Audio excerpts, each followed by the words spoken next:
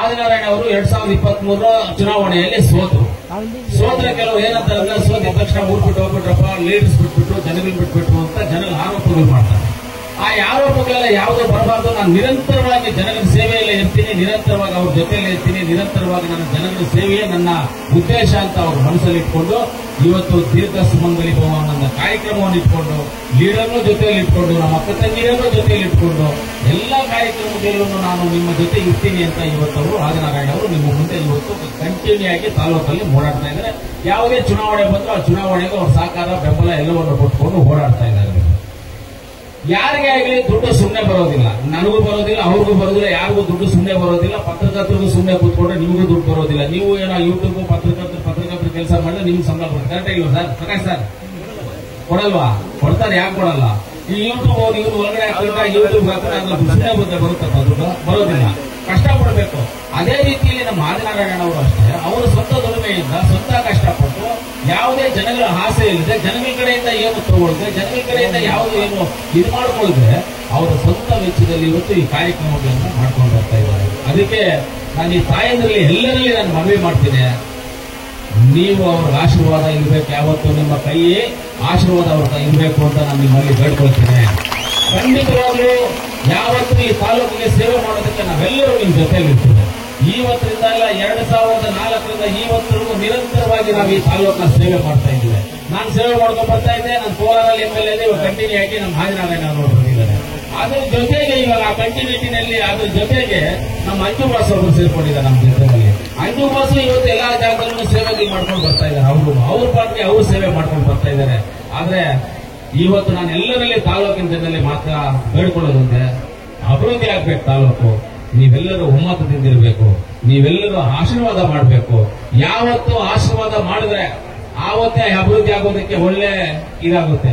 ಅದೇ ಈ ಸರಿ ಏನಾದ್ರು ಆದಿನಾರಾಯಣ ಅವ್ರು ಗೆದ್ದಿದ್ರೆ ಇವತ್ತು ಯಾವ ರೀತಿಯಲ್ಲಿ ಅಭಿವೃದ್ಧಿ ಆಗೋದು ಅಂತ ನೀವೆಲ್ಲ ನೆನೆಸ್ಕೊಳ್ಳಿ. ನೀವೆಲ್ಲ ನೆನೆಸ್ಕೊಂಡು ಹೋಗಿ, ನೀವೆಲ್ಲ ನೆನೆಸ್ಕೊಂಡ್ರೆ ಗೊತ್ತಾಗುತ್ತೆ ನಿಮಗೆ ಯಾವ ರೀತಿಯಲ್ಲಿ ಆಗ್ಬೋದಂತ. ನನ್ನ ಸಪೋರ್ಟು, ನಮ್ಮ ನಜೀರಣ್ಣ ಸಪೋರ್ಟು, ಸುರೇಶ್ ಅಣ್ಣ ಸಪೋರ್ಟು, ಈ ಕಡೆ ನಮ್ಮ ಕೃಷ್ಣ ಬೈರೇಗೌಡರು, ಅನಿಲ್ ಅಣ್ಣ ಅವರು, ನಾವೆಲ್ಲರೂ ಜೊತೆಗಿದ್ದು ಯಾವ ರೀತಿ ಇರ್ಬೇಕಂದ್ರೆ ಅದೇ ತರ ಒಳ್ಳೆ ಶಕ್ತಿವಂತರಾಗಿರ್ತಾ ಇದ್ವಿ ನಾವು. ಆದ್ರೂ ಪರವಾಗಿಲ್ಲ, ಹಂಗಂತ ಆದಿನಾರಾಯಣ ಅವರು ಜಾಗ ಬಿಡದೆ ಅವರು ಬಂದು ನಿಮ್ ಜೊತೆನಲ್ಲಿ ನಮ್ಗೆ ಜನ ಓಟ್ ಹಾಕಿದ್ರೆ ಇವ್ರ ಜೊತೆ ಯಾವತ್ತೂ ನೀವು ಇರಬೇಕು ಅಂತ ಇವತ್ತು ನಿಮ್ಮೆಲ್ಲರ ಜೊತೆ ಇದ್ದಾರೆ. ನಿಮ್ಮೆಲ್ಲರ ಜೊತೆ ನಿಮ್ಮ ಸೇವೆಗಾಗಿ ಇವತ್ತು ಡೈಲಿ ಓಡಾಡ್ಕೊಂಡಿದ್ದಾರೆ. ಇದೆಲ್ಲ ಅವ್ರ ಸ್ವಂತ ದುಡಿಮೆನಲ್ಲಿ ಅವ್ರು ಕಷ್ಟಪಟ್ಟಿರುವಂತಹ ದುಡ್ಡಲ್ಲಿ ಅವರು ಈ ಕಾರ್ಯಕ್ರಮಕ್ಕೆಲ್ಲ ಮಾಡ್ಕೊಂಡು ಬರ್ತಾ ಇರೋದು. ಯಾಕಂದ್ರೆ ನಮ್ಮ ಹೆಣ್ಮಕ್ಳು ಚೆನ್ನಾಗಿರ್ಬೇಕು. ನಾವು ಅವ್ರು ವೋಟ್ ಹಾಕಿದ್ದಾರೆ, ನನ್ನನ್ನು ಗೌರವಿಸಿದ್ದಾರೆ. ಆದ್ರಿಂದ ವೋಟ್ ಹಾಕಿರೋರು ಬೇರೆ, ವೋಟ್ ಹಾಕದೇ ಇರೋರು ಬೇರೆ ಅಂತ ಯಾವತ್ತೂ ನೆನೆಸ್ಕೊಳ್ದೆ ಎಲ್ಲರೂ ಒಂದೇ ನಾವು ಅಂತ ತಿಳ್ಕೊಂಡು ಇವತ್ತು ನಿಮ್ಮೆಲ್ಲರ ಜೊತೆ ಅವರು ಕಾರ್ಯಕ್ರಮ ಮಾಡ್ಕೊಂಡು ಬರ್ತಾ ಇದ್ದಾರೆ. ಅದೇ ರೀತಿ ಕಾರ್ಯಕ್ರಮ ಹಿಂಗೆ ಕಂಟಿನ್ಯೂ ಆಗಲಿ.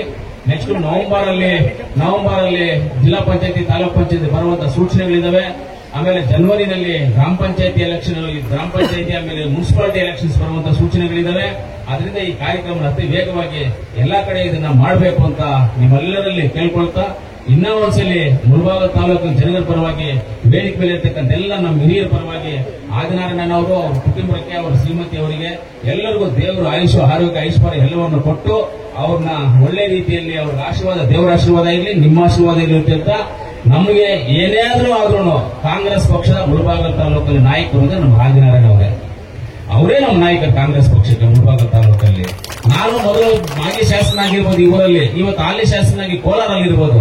ಕಾಂಗ್ರೆಸ್ ಪಕ್ಷದಲ್ಲಿ ಯಾವುದೇ ತೀರ್ಮಾನ ಆಗ್ಬೇಕಂದ್ರೂ ಅವರೇ ನಮ್ಮ ನಾಯಕರು ಅಂತ ಹೇಳ್ತಾರೆ. ಕಾಂಗ್ರೆಸ್ ಪಕ್ಷದಲ್ಲಿ ಆ ಸಿದ್ಧಾಂತ ಇದೆ.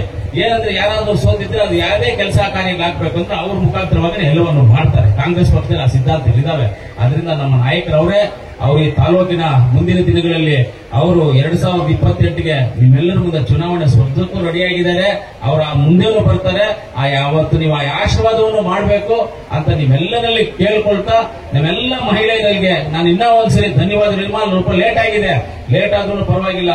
1 ವರ್ಷದಿಂದ ಇವಾಗ ನಾವು ಆದಿನಾರಾಯಣ ಅವರು ಸೋತ್ 2 ವರ್ಷ ಆಯ್ತು. 2 ವರ್ಷದಿಂದ ಸುತ್ತಾಡ್ಕೊಂಡೇ ಇದಾರಲ್ಲ, ನಿಮ್ಗೋಸ್ಕರ ಓಡಾಡ್ತಾರೆ ಇದಾರಲ್ಲ. ಈ ಸೀರೆಗಳು ತರೋಕೋಸ್ಕರ ಒಂದು 10 ಸರಿ ಫ್ಲೈಟ್ ಅಲ್ಲಿ ಹೋಗಿರ್ತಾರೆ, ರಾಜಸ್ಥಾನಿಗೆ 10 ಸರಿ ಹೋಗಿರ್ತಾರೆ, ಸೂರತ್ಗೆ 10 ಸರಿ ಹೋಗಿರ್ತಾರೆ ಅವರು. ಅದರಿಂದ ಇವತ್ತೇನು ಸ್ವಲ್ಪ 2-3 ಲೇಟ್ ಆಗಿರ್ಬೋದು. ನಮ್ಮ ಹೆಣ್ಮಕ್ಳು, ಮುಳುವಾಗಿ ಹೆಣ್ಮಕ್ಳಿಗೆ ಅಂದ್ರೆ ಅಡ್ಜಸ್ಟ್ ಮಾಡ್ಕೊಳ್ತಾರೆ. ಕಷ್ಟ ಆದ್ರೂ ಆಯ್ತಣ್ಣ ಸರಿನಾ ಅಂತ ಹೇಳ್ತಾರೆ. ಅದರಿಂದ ಈ ಕಾರ್ಯಕ್ರಮವನ್ನು ಸಂತೋಷವಾಗಿ ಎಲ್ಲ ಕುತ್ಕೊಂಡು ಈ ಕಾರ್ಯಕ್ರಮವನ್ನ ಮುಗಿಸಿ ಅವ್ರಿಗೆ ಆಶೀರ್ವಾದ ಮಾಡಿ ತಾವು ಮನೆಗಳಿಗೆ ಹೊರಡಬೇಕು ಅನ್ನೋದು ನನ್ನ ಆಸೆ ಆಗಿದೆ. ಇನ್ನೂ ಒಂದ್ಸಲಿ ಅವರಿಗೆ ನಾನು ಹೃದಯಪೂರ್ವಕ ಆದಿನಾರಾಯಣ ಅವರಿಗೆ, ಅವ್ರ ಕುಟುಂಬಕ್ಕೆ ಧನ್ಯವಾದಗಳನ್ನೇ ನನ್ನ ಮಾತನ್ನು ಮುಗಿಸ್ತೀನಿ. ಜೈ ಹಿಂದ್, ಜೈ ಕರ್ನಾಟಕ.